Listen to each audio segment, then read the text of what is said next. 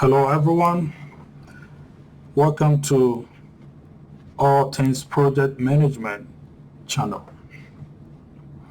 Today we'll be looking at the first of the series of our project management overview. I'm going to be going through a lot about what project management basis means and how they can help you. This basis help you navigate through the difficulties of your project. Our first discussion today is going to be based on the iron triangle. Well, before I delve into that, let me find out from you. Have you ever been part of a project that you need to spend so much time to accomplish very little? Or at a point in the project that you've been told to stop because your sponsor, which is your owner or the client, has no money to continue the project? Or do you find a lot of difficulties in giving simple instructions to your project team members or the crew that are going to be helping you as a project manager execute your project?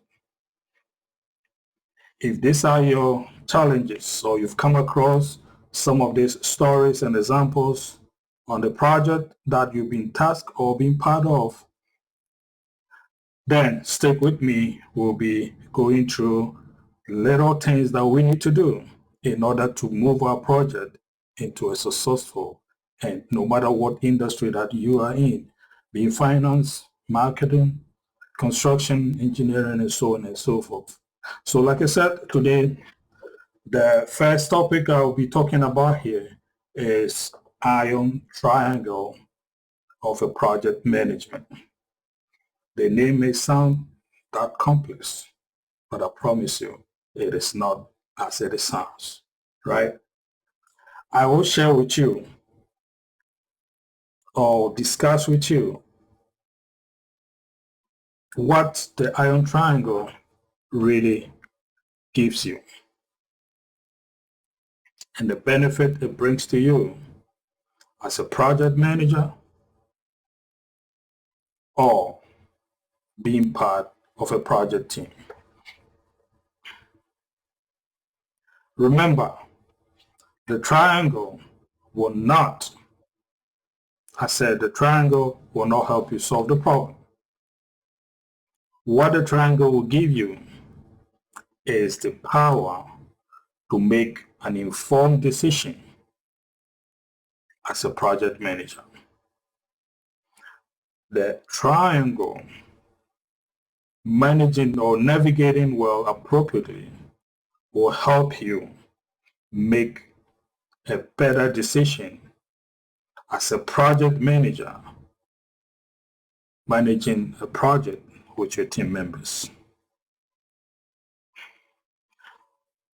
The triangle can also be referred to as the triple constraint, the project management triangle, or the triangle of balance, irrespective, whatever your team or your project manager may refer that to. That is up to you, right?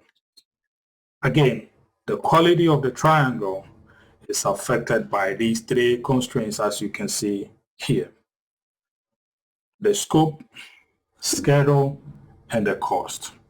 These are the three legs of the triangle.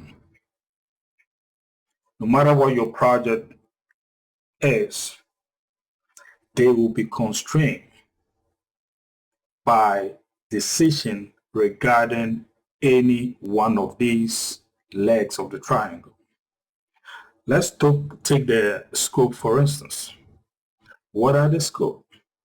These are the features, the things that you will need to accomplish in order to finish your project. So you need to know what are these features that come together to make the project what the owner really seeks to achieve. The cost Or let me deal with the schedule first. These are the timelines for the scope or the features of your project. So whatever activities that you define in the scope of work, you need to assign the timelines to it, the beginning and the end of each deliverables, individual breakdowns that you're going to be putting together to accomplish the project. And of course, whatever schedule or the scope of items that you have are associated with what the corresponding cost. Let me make one important point here. The quality of work, again, is constrained by the project's budget, the deadlines, and of course, the scope. So I talked about budget, which is same as the cost. The deadlines refer to the time, which is the schedule of your project. The project manager, as a leader of the team managing the project on site, can make the trade-off of these constraints. The trade-off has to be associated with the defined direction of your project. The changes in one leg of the triangle necessitate the changes in others to compensate for what? Quality. What am I saying here? If you make a change in one of the legs, say if you make a change of the project, think about which of the leg is going to be affected. If cost, definitely it have to affect both scope and time as well. For instance, you can complete your project faster by increasing the budget or reducing the scope. Likewise, increasing the scope also may require an equivalent increases in the budget or the schedule. So that is what is called triple constraint. Whatever that affect the nose practically affect your eye as well. So if you make a change to the scope, remember how these changes is going to affect the timelines of your project and what are the monetary constraints or obligations that you need to make in order to compensate for that change. Cutting the budget without making an adjustment to the schedule or the scope will lead to what? Low quality project, which you may find a challenge to hand over to the owner, because the quality, the owner's requirement is driven by quality as well. So whatever changes that you make, think about the quality of your project. So I'm looking at the scope, cost, and schedule as our triple constraint triangle. Whatever that affect one leg has a ripple effect on the other two legs. So if you're a project manager and you're making that or those trade-off, think about the end goal, which is the owner's requirement regarding a project quality. For instance, if you've been tasked to build a software that will deliver one-time information to 20,000 people, the quality of that software lies on being able to provide one-time information to 1,000 people. Anything short of that, owner will reject it. So think about this as a project manager. I am sure this is a high-level explanation, and if you have been part of an experienced project manager or you're part of a project team, you will start think about what benefit and the purposes of the triple constraint triangle I talked about here. It gives you an ability to make an informed decision as to what level of communication you're going to be pass down to your team members to make sure they balance this triangle as they move forward, carrying out your instructions, and you being able to work guided by this triangle to make decisions. With that said, I will link that to a high-level definition of phases of a project management. Whatever decision that you're making based on the iron triangle can be linked to these 5 key or important project management phases. I talked about initiation phase, planning phase, execution and monitoring phase, project turnover, and warranty or default liability period of a project. These phases will help you or guide you make a decision across board from the beginning of the project to the end of the project. For instance, if you take project initiation, for instance, you are looking at client, owner, representatives. Who are they? The project manager, who is going to lead this project? What are the other team members like superintendent, foreman, architect, and professionals who are part of this project? What are the decisions or key people who will help you move on through this project phases? Think about that. That is high-level formation and definition of project initiation. Then we move on to the planning phase. Once you identify these key people that you're going to be working with, right? And then you think about your planning processes. How are you going to deal with scope?